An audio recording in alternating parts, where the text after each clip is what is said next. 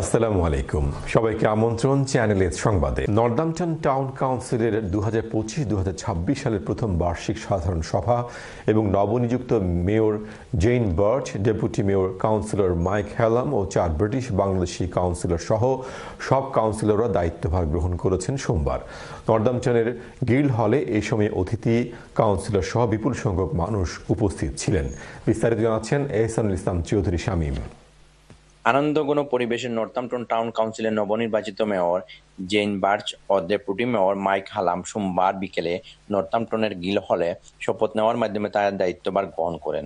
দায়িত্বভার গ্রহণ করে সকলের সাথে মিলেমিশে কাজ করার দৃঢ়প্রত্য ব্যক্ত করেন নবনির্বাচিত mayor Jane Birch. Can I also congratulate all the successful candidates in the recent election and welcome you as Northampton Town Councillors.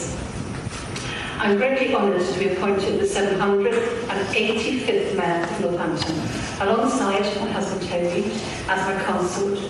It's a great privilege to be upholding the heritage and spirit traditions of Northampton mayors, going back as far as Walter Tilley in 1215.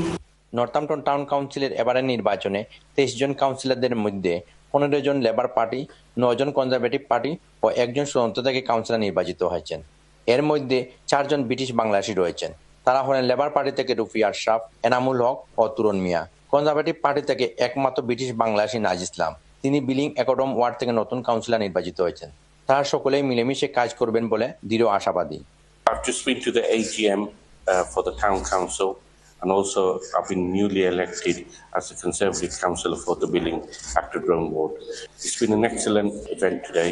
সকল আইসুন, আমরা এই জিনিসে অংশগ্রহণ করছি, খুব সুন্দর লাগে গিয়ারি। আপনারা সবাই আমাদের জন্য দোয়া করবেন যাতে আমরা আমাদের পূর্ণ দক্ষতা দিয়ে কাউন্সিলের মাধ্যমে জনগণের সেবা করতে পারি।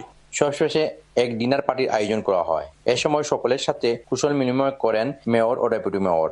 Ehsanul Islam Chowdhury Shamim, channel S news, Northampton.